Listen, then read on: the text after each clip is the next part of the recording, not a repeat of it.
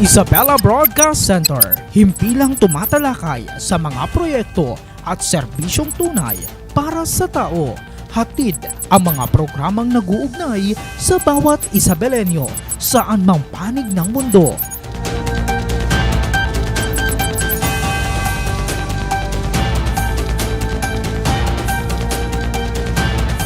Delivering in-depth, trustworthy, and objective news. Dito ka, konektado! Magandang hapon mga ka-Isabelenyo. Welcome sa isa na namang pinakabagong episode ng ating programang Isabela Connect ka dito. Kasama niyo ho pa rin ang inyong lingkod, ang resident broadcaster ng Provincial Government of Isabela, Ezekiel Kilang. Ngayong hapon, hihimayin ho natin ang isa sa pinaka-importanteng dokumento na dapat ay nasa pitaka ho ng bawat Pilipino, ang National ID. Kumusta na nga ho ba ang rollout ho nito? Bakit ang iba sa atin ho ay matagal na hong naghihintay, habang ang iba ho naman ay digital muna ho ang kanilang hawak. Hindi lang yan, makakasama rin ho natin ang mga kinatawan mula ho sa Philippine Statistics Authority o PSA Isabela upang ibahagi ang kanila ho mga latest programs at kung ano nga ho ba ang mga tinututukan ho nilang proyekto para ho sa ating probinsya ngayong taon. Wag na ho natin patagalin pa. Ikinagagalak ko hong ipakilala ho sa inyo ang ating mga panauhin na magbibigay huli na ho sa atin ho mga agam-agam. Kasama ho natin sa Isabela Broadcast Center ngayong hapon ang ating hong Chief Statistical Specialist, si Sir Julius Emperador, at ang kanya hong Registration Officer 2 na si Sir Romeo Villanueva. Pabatiin muna natin sila. Sir Julius, welcome ho sa Isabela Connect ko dito program. Okay, magandang hapon din Sir Ezekiel Kilang at sa buong lambak ng Provincial Information Office na pinamumunuan ng ating butihing gobernador sa pamuno din ng butihing attorney Elizabeth Binag po. Ako po si Julius Emperador, bumabati sa inyong lahat ng magandang hapon. Magandang hapon ho, sir, and welcome din ho sa Isabela Broadcast Center, si Sir Romeo Villanueva. Sir, magandang hapon. Ayun. So magandang hapon din po sa atin dito sa studio and sa buong Isabela po. Magandang hapon po. Ako po ang focal person ng National ID sa province ng Isabela. Kaya sa atin ho mga kababayan, yung mga tanong ho ninyo, abay sasagutin ho nila mga sir. At bago tayo dumako ho sa mga usapin o tanong na madalas naglalaro ho sa isipan ho ng ating mga kababayan, bigyan muna natin ho ng background ng ating ho talakayan. Ang Philippine Statistics Authority o PSA ay hindi lang ho pala survey o tagalabas ho ng birth certificate Sila rin ho ang nasa likod ho ng Philippine Identification System of PhilSys. Kaya naman ngayong hapon, hihimayin ho natin yan. Alamin ho natin ang status ho ng releasing ho ng National ID dito ho sa Isabela, ang validity ho ng ePhil-ID o yung printed sa papel, at ang mga mahalagang serbisyo gaya ho ng pag-aayos ho ng mga maling records sa ating civil registry documents at iba pa hong mga usapin. So una ho sa lahat, Sir Julius siguro and Sir Romeo, in short. Sir, kumusta ho muna yung status ho ng national ID ho natin dito ho sa Isabela, lalo na when it comes to sa releasing ho nito? Okay, patungkol po sa ating national ID, sa kasalukuyan po, tayo na po ay nakapagtala ng mahigit 1,400,000 na mga katao na kumuha po ng ating national ID. Maliban po doon, tayo po ay may estimated kasi na populasyon na dapat magparehistro sa national ID na 1.7 million. So yun po ang ating naitala sa ngayong buwan pa hanggang noong nagsimula po ang national ID. So yung mga deliveries po, siguro masasagot po ng ating kasamahan dahil sila po yung namamahala doon sa delivery at saka mga printing ng ating mga national ID. Pero when it comes sa percent mo na, Sir Julius, when it comes sa delivery at yung mga naghihintay? Patungkol sa porsyento ng mga nakuha natin, ay tayo po ay umabot na po sa 84%, about 5%. Pero ongoing pa rin yung registration, sir? Yes po, tuloy-tuloy po yung ating pagpaparehistro. Oo. Kaya nga, yun yung tanong, bakit parang ang tagal dumating ng yung physical card or yung plastic card Sir Romeo, ano ho ba yung reason? Kasi sabi ho ng iba, may mga namamatay na pero hindi pa ho nakukuha. So, yun po. Regarding naman po sa ating PhilID card or yun po yung PVC type ng ating national ID. So, sa ngayon po kasi, na-stop po kami sa printing pero meron naman pong provide ang Philippine Statistics Authority ng mga alternative national ID versions. Tulad po nung tinatawag nating ePhilID or National ID in paper format. So yun po yung usually makikita natin, sir, na black and white ang itsura. Tapos ilalaminate po siya para maging card pa rin po siya. So yun po yung pwede natin gamitin pag hindi pa po na-deliver yung ating national ID card. And then aside po doon, meron po kaming other version, digital format po nito, yung ating digital national ID na pwede nating ma-access sa eGov.ph app. So i-download lang po natin yung eGov.ph app at saka mag-register po tayo doon.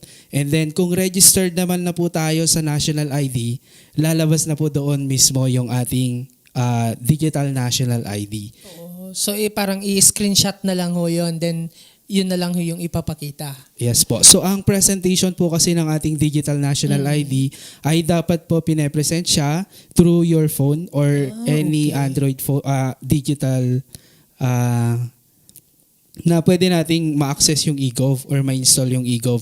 So pag na-access po natin siya doon, any transaction po in government and private institution, pwede po natin siyang i-present through doon. At kung nire-require naman po tayong mag-submit or mag-present ng mga copy na i-attach po doon sa ating transaction as a requirement, pwede po tayong mag-screenshot and i-print po yun.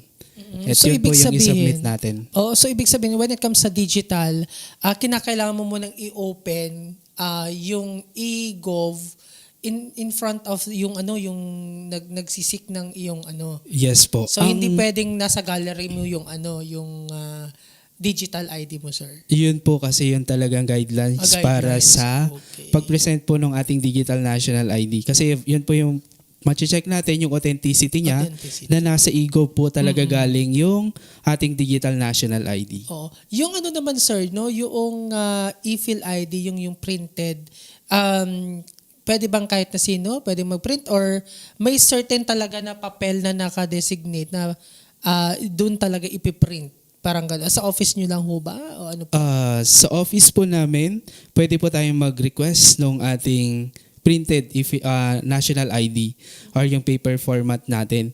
And then personal po yung pag-request. Kapag naman po minor yung ating kukuhanan ng ating national ID in paper form, kailangan kasama niya po yung kanyang parent or guardian para mag-request po noon. Kapag naman po hindi able yung ating owner ng ID na magre-request, pwede po siyang mag-authorize ng ibang tao para mag-request po noon. Ang requirements naman po para doon ay valid ID ng owner ng national ID at saka yung authorization letter po. So in short, ePhilID, whether it's paper or digital, that's valid.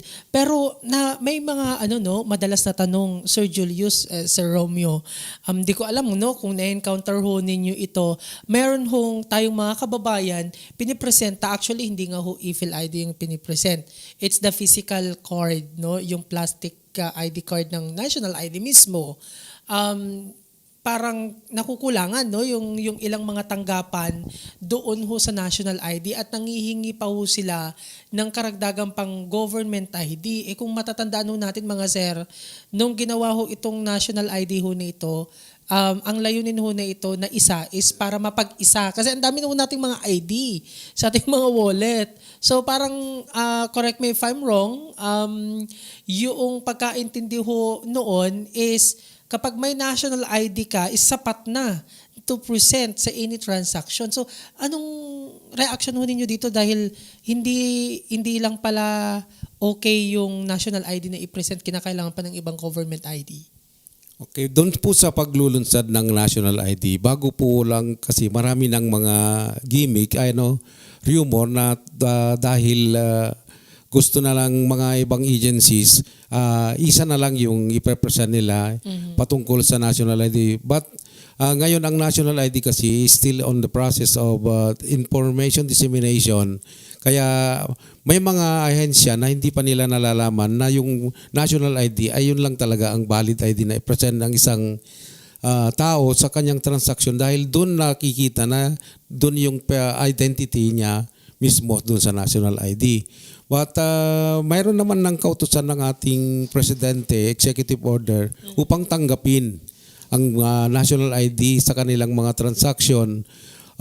Pero sa kasalukuyan kami po ay nagsasagawa ng information dissemination sa ating mga institution, government institution or mga financial institutions upang pag-alam sa kanila na dapat ang national ID ay kanilang tanggapin.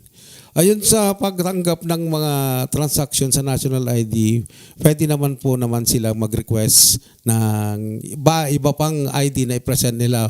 But para sa PSA, dapat kung pinesend na nila yung national ID, dapat tanggapin na po nila. Oo, may ano na may kautusan na they should honor and accept yung national ID. Pero may mga information ho ba bakit ganun na parang hindi sapat ang national ID at kinakailangan pa ng other government ID, Sir Romeo? So yun po. Tama po yung sabi ni Sir Julius na ang national ID po, any version po niya ay valid po at may parehong function and validity sa lahat ng transaction at tinatrato po ito bilang primary ID po natin. So pagdating po sa ibang agency, ibang private institution, usually po kasi yung mga hindi pa po may mga nare-receive kaming mga concern regarding sa mga clients na ginamit ang national ID at hindi tinanggap. Pinupuntahan po namin yung mga agency na yon and mga institution para kausapin po kung bakit po. So usually nagkakandak po kami ng spot checking para doon po sa mga institution na yon. And then ang usually reason na na-find po namin ay dahil po hindi pa kasali ang national ID sa kanilang process bilang para tanggapin since ang national ID po natin ay wala po talaga siyang signature. Ang nakalagay po talaga noon, ang signature po niya ay digital biometric signature. So ang mga yun po, yung ating mga fingerprint, mga iris, and yung front-facing photograph. So yun po yung mga unique na pagkakakilanlan sa mga nag-register ng national ID para ma-identify din natin na siya talaga yung may-ari ng ID. Oo. Paano, just to be fair, sa atin hong mga sir, sa atin hong mga nagre-require ng karagdagang mga tawag natin dito ng mga ID. Malalaman ba nila kung kasi ang dami na hong mga fake even mga IDs ho kasi ngayon is napepeke na. So may way ho ba si institution na malamang okay kahit walang signature ito, legit itong ID na ito. So may mga way po ba? Yes po. Through the QR code po ng national ID, pwede po nating ma-check yung authenticity nung hawak po nilang card or pinapresent nilang other versions ng national ID. So meron po kaming tinatawag na system sa may accessible po ito sa lahat. Opo. Yun po yung e-verify. So pasok lang po kayo i-visit nyo lang po ito, everify.gov.ph. Yun po yung ating mode para i-check yung authenticity ng mga national ID through its QR code po. So i-scan lang po yon, lalabas po yung mga information na nakakip doon po sa national ID niya. So kung parehas po yung mga information na nasa pinapresent yung card or digital and paper format man yan, yun po yung, doon po natin makikita na authentic po yung card. So may mga in-scan po natin doon na kapag ang lumabas ay nag-X mark, so yun po yung mga hindi galing sa PSA na national ID.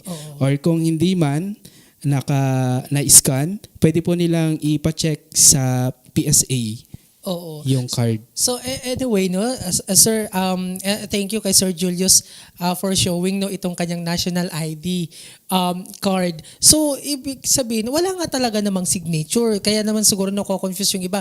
Ay hindi ito pwede kasi kailangan namin signature. And we understand yung iba kailangan nila mag-istrikto pero nandito nga ho yung yung fingerprint and meron din yung QR code. So ang kailangan siguro ng mga institutions ho natin is ayan, ipapakita ho natin ayan. So meron ho siyang QR code ho dito. Dapat sir pala yung mga institutions, mga government agencies or even mga private siguro sectors meron ho silang scanner or di kaya i-open nila yung yung website yung nabanggit ninyo kanina sir, to enter yung name ng certain person nung nasa national ID para ma-verify kung talagang meron siyang existing na national ID. Oh, okay. So yun yung yun yung pero may mga tutuklasan na ho ba kay Sir Julius na parang napoproduce na fake na national ID so far dito sa Isabela? Meron po kaming na-receive na report sa bayan po ng Malig, Isabela na may nagpo-produce po doon. And then, kinuntahan po nung kasamahan namin para kausapin sa harap po mismo ni Kapitan nung mismong barangay. Hindi ko na po sasabihin. Pero yun po, pa-stop naman po yung pag-produce nung nasabing paggawa ng mga ibang national ID na hindi galing sa amin sa PSA. Oh. So anong reason sir bakit nagpo-produce Sir Julius ng ng ganun? Alam natin na sa bawat mga ahensya rin kasi pagka may mga ini-issue ang isang ahensya ay mayroon tayong mga pictures. Oo.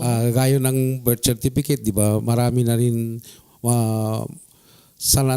talamak na yung mga pictures natin sa mga ganyan. So siguro gayon may nakakagaya na ng mga ginagawa ng PSA. Pero matutuklasan din na yun po ay isang peke. Mm-hmm. Gusto ko lang malinawan sir, fake in the sense na hindi fake yung card even na wala siyang talagang rehistro sa PhilSys or baka yung pinroduce na ID card is print talaga pero merong existing talaga na registration. Ganun ho ba? Yun para lang malinaw sir. So yun po. Yung pong galing po sa Malig, yung mga client na nag-avail nung ganong fixer, meron na po silang digital. So pinagawa lang po talaga nilang PVC. Okay. So dahil sa hindi nila mahintay yung physical ID card nila, ganun? Yes po. Oh. So hindi pa rin valid yung ID ho na yun, Hindi sir? po, sir. Oh, okay. So may lang talaga nakalaan na mismong card, exclusive lang ho ito sa Yes po. Oo. Kasi po pagka in-scan mo yung parang nilagay din nilang QR code, Opo. hindi mo lalabas po yung larawan. Yun naman mo. yung feature niya. Kahit na pala i-print ito sa ibang card, hindi pa rin pala. Talagang very sagrado kumbaga. Pero ngayon is okay naman na wala namang nagpo-produce na ng ganon. Wala naman na po. Yes sir, Mike. Yes sir. Siguro natatakot na rin. Dahil sa amin po sa PSA, pagka ganun po na mayroon kaming natanggap na report, immediately we will conduct an investigation and we will verify. Oo. Validity Anyway, of that shows na talaga kayo active ho kayo sa pagtugon ho ng mga ganyan mga complaint o di kayo mga sumbong. Pero walang sanction sir yung natuklasan ho ninyo Wala pa kasi hindi namin talagang tinuloy yung report kasi na-stop naman na. Stop naman. Opo. Agad na Kasi pag time na ni-report namin, immediately yung fraud management division namin ay pupunta upang imbestigahan. Oo. But in other areas sir, meron din ganun in other provinces or region. Oo, mayroon din kaming nababalitaan or nababasa na gano'n. Pero immediately nga, our central office, or especially sa fraud management division, they will conduct immediately an investigation. Oo. Anyway. Kailan ito, sir, natuklasan yung ano? Matagal naman na? Last year po. Last year. Medyo matagal na ngayon, 2026 na ho. And it's good na wala na hong nasundan ng mga ganung report. Ito, mga tanong ho, sir, natatanggap ho nila ng national ID card ho nila. Nakikita ho nila, mali ang spelling. O di kayo naman, mali ho yung petsa ng kanila hong kapanganakan. Saan, paano daw ho ito maiko-correct ho, sir? Usually yung gender din. Minsan yung instead of male, nagiging female. So may mga paraan ho ba, sir, para ma-correct daw ho ito? Actually, ang problemang ganyan po, so ngayon lang po namin sinasagawa sa taon na ito dahil kami po ay naatasan na upang tumanggap ng may mga kamalian sa kanilang national ID na issued. Like for instance, yung spelling, kaya lang ang aming PICS Registration Center ay the only allowed to correct. Sila lang po yung pwedeng puntahan sa ating provincial office upang ipakita yung kamalian doon sa kanilang national ID.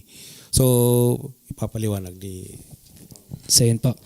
So yun po yung nasabi ni Sir Julius. Yun po yung services namin ng updating sa national ID po. So yun po yung mga may erroneous or typographical error or yung mga for change na po sa national ID nila na like for example, yung mali sa spelling, mali sa date of birth, may mali sa date of place of birth, and then yun nga po yung sa gender. Pwede na po nating palitan. Lahat po ng demographic information na may error sa national ID, pwede na pong ipa-update sa amin sa PSA. Meron lang po kaming hinihinging mga requirements na pwedeng mag-support doon sa pinapa-correct po nila. So yun po yung meron din kaming mga kasama po doon yung mga change or yung mga dating single or gusto nang magpa-marriage sa kanilang name, sa status. So pwede na rin po nilang ipa-update sa amin. Oo. Ano po ba yung sir, no? I'm just wondering lang. Kasi nakita ko yung yung process ng registration ninyo. Naman, no? Pinapatiyak ko ninyo sa mga kababayan ho natin kung tama ba yung spelling. Kasi may screen din naman sila, no? So anong reason kung bakit nagkakaroon pa rin ng ng maling impormasyon dun sa kanilang mga ID kapag natatanggap na ho nila? So yun po. Yung iba po, mostly sa mga reasons po kung bakit tayo may mga erroneous na mali sa ID ay dahil yung pine-present nila that time ay halimbawa yung ID nila dati na yung ID na present nila ay yun ang gamit nila sa ngayon or nung nag-register po sila. Tapos na found out nila nung kumuha sila ng birth certificate nila na iba pala yung ginagamit nila doon sa nakalagay sa birth certificate. Kaya ngayon po, sila po ay pumupunta sa amin para magpapalit ng spelling na nasa birth certificate. Yun na po yung susundin nila. Okay. Doon naman ho, mga sir, no, sa nawala daw ho yung transaction slip. Maari pa rin ba daw ho sila makakuha ng ID? Yes po. Bali yung transaction slip po kasi natin, yun po yung proof natin na tayo po ay registered na sa national ID. So yun po yung kailangan natin para maka-request ng national ID natin or mag-follow up sa sa PSA office kung ano yung status ng ating national ID. So yun po yung hinahanap namin para ma-check po namin sa system kung ano po yung status ng kanilang national ID. So yun po yung kahalagan po nung transaction slip. Kung tayo po ay wala pang nare-receive na ID, at least malalaman po natin kung ano na po yung status niya. So magpunta lang po sa amin at dalhin po yon yung transaction slip na yon. And then through that po, pwede siyang mabigyan nung paper format ng national ID na pwede niyang gamitin habang wala pa po yung card version ng national ID niya. At pwede rin po namin siyang i-assist para maka-access ng kanyang digital national ID sa eGov.ph shop. Oo. Dahil sa nabanggit ho ni Sir Julius so kanina, sir, no, na ongoing pa rin ho yung registration, yun pa rin ho, sir? Magsisimula sa 5 years old or meron na ho tayong naamyandahan na po ba? Then, kung 5 years old pa rin, pataas, para ho sa mga hindi pa ho nakapagpaparehistro na ngayon pa lang no na-realize niya yung kahalagaan ng national ID, ano ho yung mga requirements at saan ho sila pupunta para ho dito sa registration ho nito? So sa ating pong registration, ongoing po sa Isabela, meron po kaming, sabihin ko lang po yung mga open po ngayon na registration centers po natin. So aside po sa PSA office, meron din po kaming fixed registration center sa may Kawayan, sa may SM City, Kawayan, and then sa may Robinson, Santiago po. So yun po, open po sila Monday to Saturday. And meron kaming mga mobile national ID services.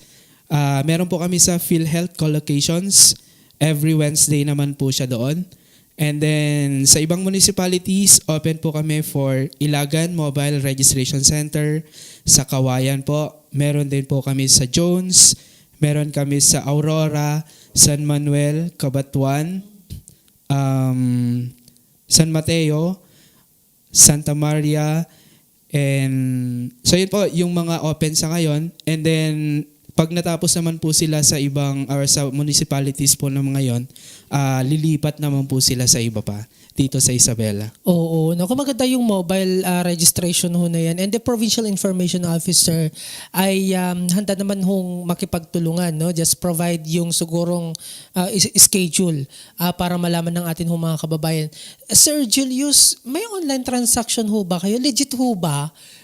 Yung mga nakikita ho online na wala nang masyadong pila, ako na ang bahala, may mga ganun kasing ino-offer eh. So may mga ganun po ba kayong services under PSA? Sa ngayon po, ang online po is online appointment only sa pagkuha ng birth certificate dahil dun po ang objective po namin doon para maiwasan po yung dagsahan ng mga tao doon sa ating outlet. So, yung mga magre-request ng kanilang birth certificate, marriage certificate, or death certificate, ina-advise ng ating outlet na dapat makipag-online appointment muna bago sila pumunta sa outlet para ma-schedule po yung kanilang pagpunta. Pero legit pa rin yun dahil galing pa rin sa PSA yung kanilang mga birth certificate na nire-request. Okay. Sige, mga sir, no, bago tayo dumako sa ibang mga tanong no, ng ating mga kababayan, total, nandito na rin ho kayo, para lamang ho mabigyan ho no, ng kasagutan yung mga tanong ng ating mga kababayan kung kailan ho nila makukuha yung physical card ho nila ng national ID card. May target ho ba na PETSA kung kailan may i-release ho yung mga matagal nang naghihintay ng kanilang ID card? Wala po tayong target na kung kailan nila matatanggap yung kanilang national ID card or yung sa e-Phil card dahil sa ngayon po kasalukuyan din po yung proseso sa central office lalo na sa printing. Balak pa nga ng central office natin na i-decentralize yung printing para mas mapadali yung pagbigay sa mga national ID na hindi pa nila natatanggap. So sa kasalukuyan, sabi ng ating central office, bumili na po sila ng mga printing machines sa paurang gamitin sa pagprinta ng mga national ID. So sa taong ito, yun po ang plano ng ating central office upang isagawa natin ang pagprinta doon po sa mga natagalan nang hindi pa nakakatanggap ng kanilang national ID. So hindi po natin sinasabi na mayroon po tayong timetable or fixed na date para makuha nila.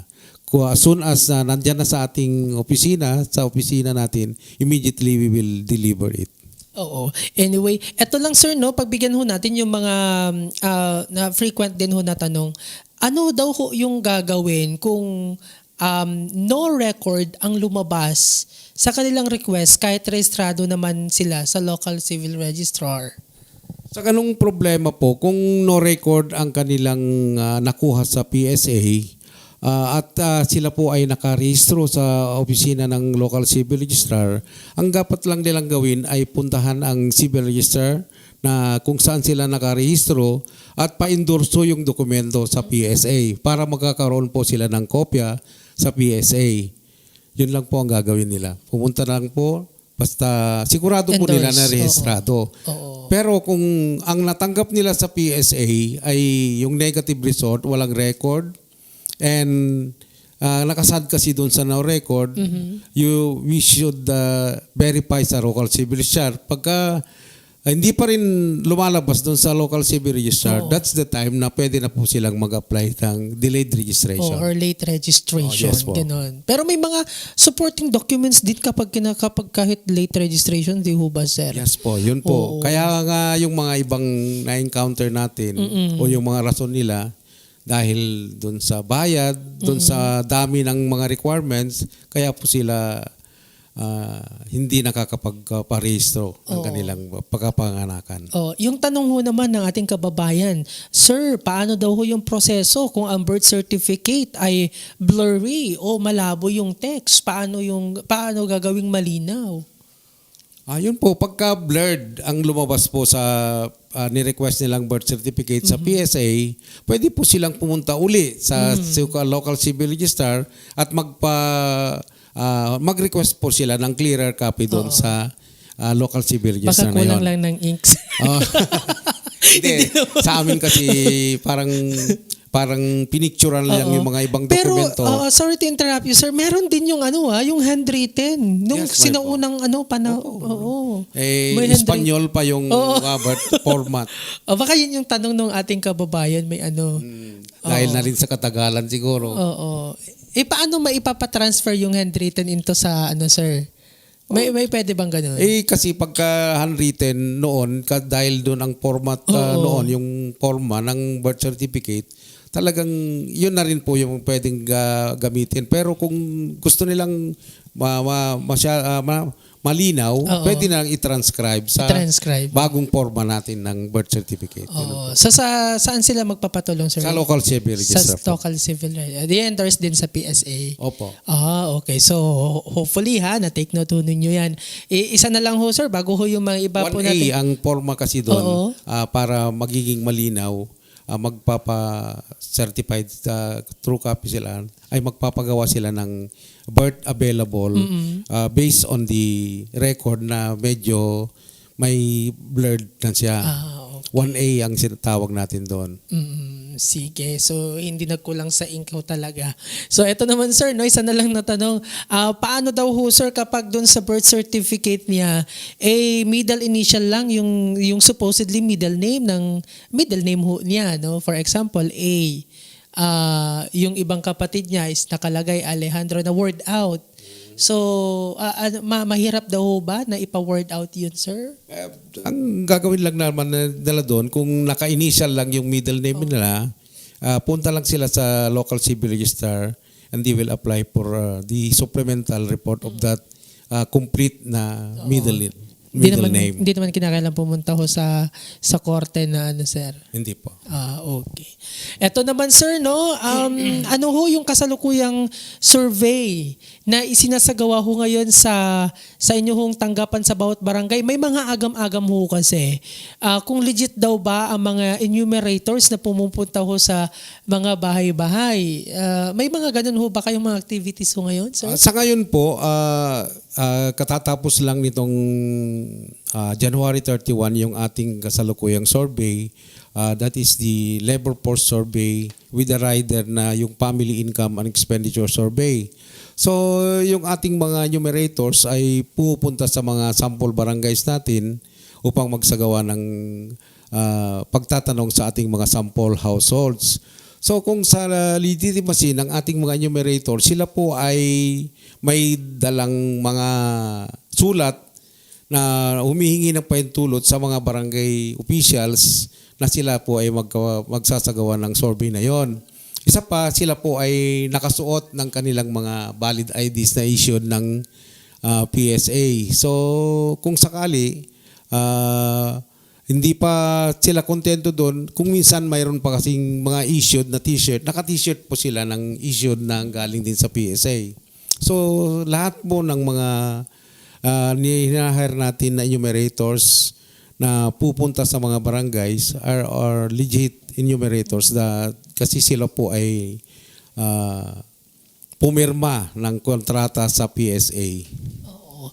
Ito naman sir, no, speaking of ang enumerator, may available pa po ba kayo? Naghahanap daw po ba kayo sir? Paano mag-apply bilang enumerator or encoder kapag may mga census ho kayo tulad do ng census ho ng agriculture, fisheries and other na kinakailangan ho kumuha ng data?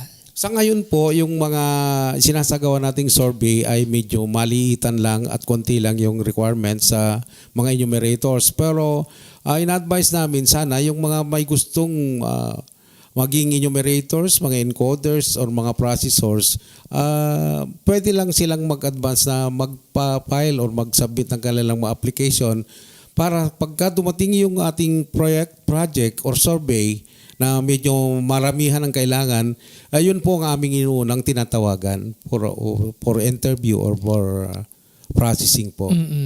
Okay, sige. At least no, na nasagot. Bago kami, anyway, maraming salamat sa inyong time, sir. No? I know kayo huy busy. Pero panghuli na lang, baka may mga other programs so kayo na tinututukan ho sa ngayon o pinagkakaabalahan, Sir Julius? Sa ngayon po, dahil Pebrero, nasa kalagitnaan tayo ng Pebrero, tayo po ay nagdiriwang ng 36 civil registration month. So ang lahat ng mga local government units ay abala sa kanilang mga pagdiriwang patungkol sa civil registration. At isa sa mga aktibidad o highlights ng celebration nila ay yung kasalang bayan, ay yung mga symposium sa mga eskwelahan, mobile CRS. Yung ating mobile CRS ay pumupunta sa mga bayan-bayan upang sila na mismo, doon na mismo sa bayan, halimbawa, sa ngayon nasa Cabanatuan sila, yung outlets sa regional office ay lumabas para magbigay sila ng birth certificate doon, marriage certificate at death certificate. So yun po. Sa ngayon, mga kasalang bayan ang napakaraming nagse-celebrate po. Pahabol na ho yung mga gustong sumabay no, sa kasalang bayan ho na yan. Anyway, napakabilis ho no, ng oras mga kaisabelenya kapag punong-puno ho ng kalaman ng atin ho mga pinag-uusapan or mga usapan ho ngayon. So maraming salamat ho sa atin ho mga kaibigan mula ho sa Philippine Statistics Authority or PSA Isabela sa pagpapaunlak ho mga sir no, sa aming hong imbitasyon. Ngayon ho ay malinaw na ho sa ating lahat ang e-PhilID ay valid din ho. Ang malabong dokumento ay may solusyon at ang PSA ay laging handa hong maglingkod sa atin. Siguro baka may panghuling mensahe na lang ho kayo sa ating mga viewers, Sir Julius. Opo, sa ating mga tagapakinig, lalong-lalo na sa buong lambak ng Isabela, sa PSA po, kami po ay muli nananawagan, lalong-lalo na po sa ating mga hindi pa nakaparehistro sa kanilang mga national ID. Kami po ay bukas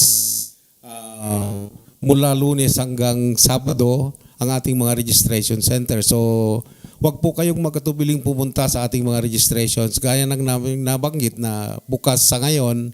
So, sana i-avail po natin dahil itong national ID lahat po na ng ahensya ay kailangan na may national ID. Yun lang po. At doon sa ating mga survey na sinasagawa sa mga barangay ngayon, sana po tanggapin po natin ang mga pupunta sa inyong or kakatok sa inyong mga pintuhan at upang kayo po ay tanungin sa ating mga survey.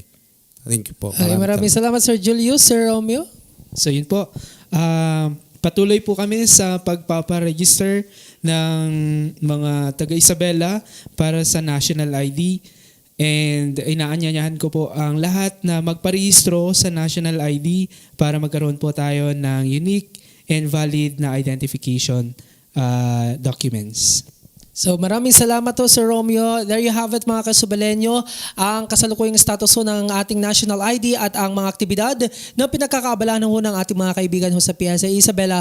Maraming salamat ho sa ating mga naging panauhin sa pagbibigay linaw sa ating hong mga katanungan. Tandaan ho natin mga kasubalenyo, ang pagkakaroon ho ng maayos na dokumento at pagkakakilanlan ay unang hakbang sa mas mabilis na serbisyo publiko. So mga hindi pa ho nakatanggap ho ng kanilang ID, huwag mag-alala dahil dahil tuloy-tuloy ho ang aksyon ng ating pamahalaan. Maraming salamat din sa mga nanood ngayong hapon sa episode ho na ito ng ating programang Isabela Connect ka dito. Huwag din hong kalimutan na i-like at i-follow ang ating Facebook page Isabela PIO at mag-subscribe sa ating YouTube channel para ho sa iba pang mga updates. Sa ngalan ni Governor Rodito Albano at Vice Governor Kiko D at ng buong pamalang palalawigan ng Isabela, muli ako po ang inyong lingkod, ang resident broadcaster ng pamalang palalawigan ng Isabela, Ezekiel Kilang, na nagsasabing manatiling connect sa pagunlad, manatiling connect sa bayan, at manatiling connect sa isa't isa. Ito ang Isabela Connect ka dito.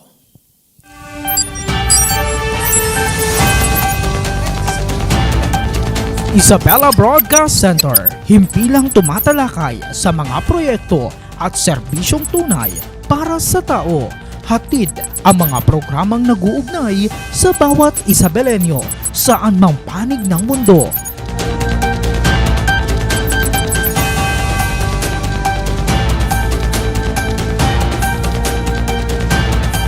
Delivering in-depth, trustworthy, and objective news. Dito ka, konektado.